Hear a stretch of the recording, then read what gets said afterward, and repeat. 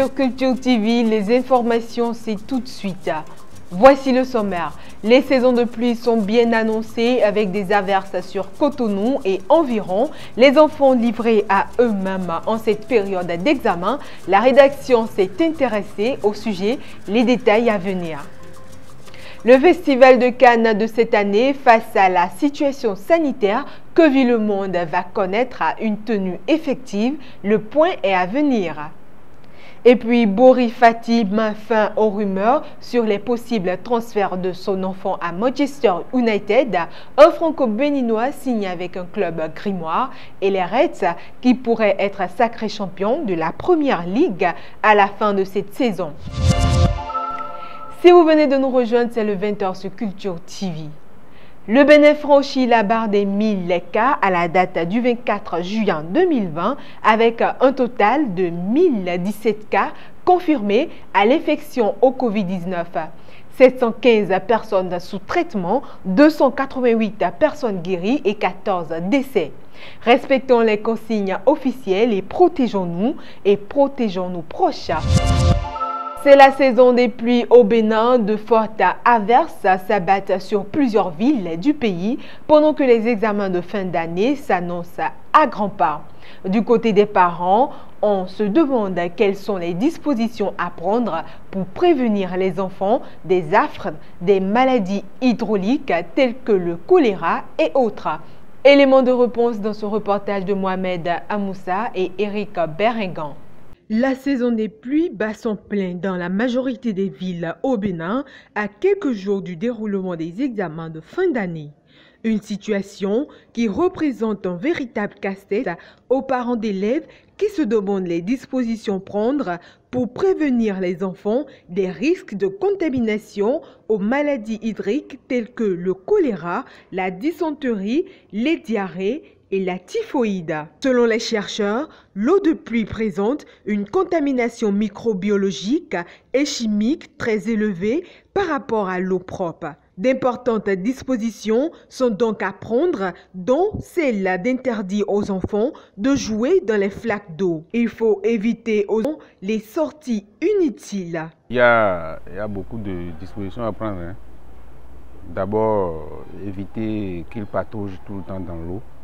Il faut réglementer les sorties et éviter le plus possible qu'ils pataugent dans l'eau. À ce propos-là, j'ai pris des bottes.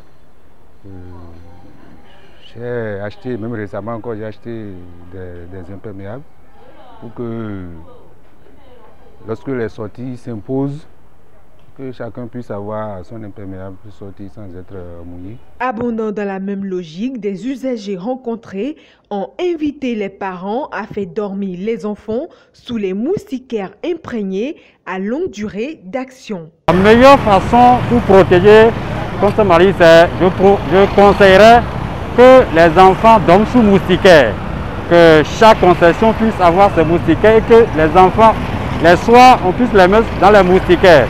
Que les enfants ne dorment pas à l'air libre. Il faut également éviter de boire l'eau de pluie ou l'utiliser pour le bain ou à défaut la bouillir et la purifier avant tout usage. Les parents doivent aussi redoubler de vigilance, réchauffer les aliments avant consommation et amener les enfants à se laver régulièrement les mains à l'eau et au savon. Toute chose qui va concourir à la bonne santé des enfants en ces veilles d'examen. Les camions gros porteurs deviennent de véritables sources de morts au Bénin. Depuis quelque temps, plus d'un jour ne passe sans qu'on ne dénombre blessés et décès issus des accidents de circulation. L'élément qui va suivre nous donne l'avis de quelques usagers sur le sujet. Mohamed Amoussa Eric pour Le Point. Les accidents de circulation deviennent récurrents dans la ville de Cotonou et environ. Des morts, des blessés graves et des dégâts, c'est le triste bilan qui ressort de ces collisions plus fréquentes entre les camions gros porteurs et les motocyclistes, mettant ainsi la vie des populations quotidiennement en danger. Les causes sont légion. Pour certains usagers, la recrudescence des accidents est due au jeune âge des conducteurs des camions gros porteurs. Il y a aussi les petits qui conduisent, qui montent sur le volant et conduisent n'importe comment. Et si tu ne te mets pas de côté, ils t'écrasent. et sans savoir le permis, sans être à jour, il laisse le volant et fuit. Pour d'autres, cet état de choses est causé par l'heure de circulation de ces engins. De nos jours, ce sont les jeunes qui conduisent les camions gros porteurs. Or, auparavant, ce sont les vieilles personnes qui le faisaient. Le pire est qu'ils menacent de te tuer et l'assurance va supporter quand tu es devant eux. La vie humaine étant précieuse, la réglementation des heures de passage s'impose donc. Ils peuvent rouler entre 0 h et 5 h pour permettre aux populations de circuler plus facilement.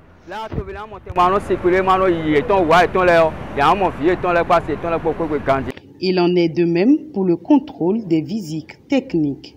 Si l'État peut voir leur visite technique là, ce serait très bon. Moi, j'invite les forces de l'ordre à veiller sur ça. Tout cela pour réduire le nombre d'accidents au grand bonheur des populations. Condamné à 18 mois de prison dans son procès en appel contre le procureur de la République, Mario Metonou, le journaliste Ignace Sossou a été libéré de prison dans l'après-midi de ce mardi 24 juin. Suivons ici les premiers mots du journaliste après sa sortie. Je vous remercie d'être venu. Je remercie toutes les organisations de journalistes, je remercie tous les internautes qui sont mobilisés pour réclamer ma libération. Aujourd'hui, je suis un homme libre. Franchement, je vous remercie très sincèrement pour tout. Et la prison, c'est pas une palace, donc j'ai essayé de m'adapter. Et mon état d'esprit, c'est l'état d'esprit de quelqu'un qui vient de sortir de prison. Je suis heureux de retrouver ma famille, de retrouver mes proches, de retrouver mes collaborateurs et je crois que ça c'est le plus important actuellement. On aura le temps de revenir là-dessus. Pour le moment l'affaire est toujours en justice, donc je ne peux pas me permettre de me prononcer là-dessus. Donc je vais m'entretenir avec mon patron qui certainement a un projet pour moi. Dans le cas contraire, je me remets à écrire comme tout bon journaliste. Un projet de livre, ce n'est pas à l'ordre du jour. Peut-être ça viendra, mais pour l'instant, c'est le cadet de mes soucis. En raison de la crise sanitaire du coronavirus, le Festival de Cannes n'a pas été organisé cette année. Toutefois, la plateforme commerciale, le marché du film, est maintenue. Pour cette 73e édition du festival, les professionnels du cinéma seront accueillis en numérique. Carmélia Edegay.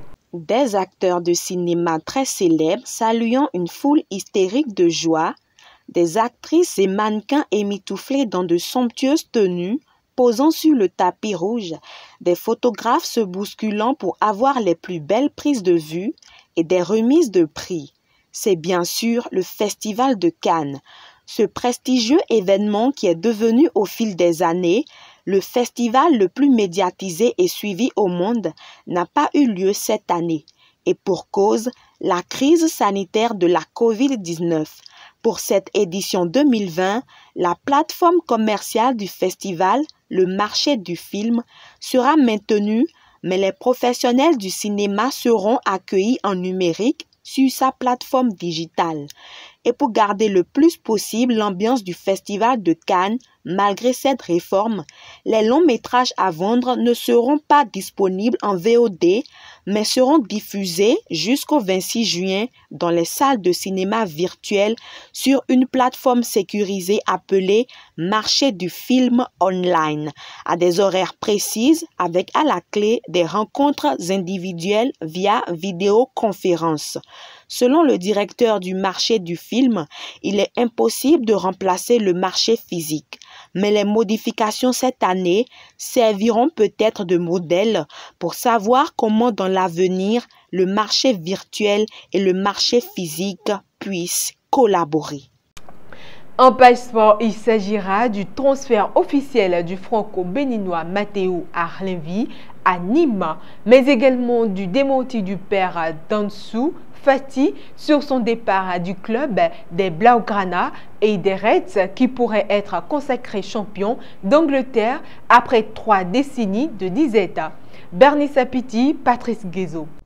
S'il existe un nom à retenir au Barça cette saison, c'est bien celui du jeune Ansu Fati. Le natif de la Guinée-Bissau a un avenir prometteur devant lui et c'est à juste titre qu'il attire la convoitise des géants européens. On parle beaucoup de Manchester United dernièrement, mais Bori Fati, le père du joueur, a calmé le jeu lors de son passage dans El Laguero. Je cite, « Je ne sais pas si c'est vrai, il est bien ici.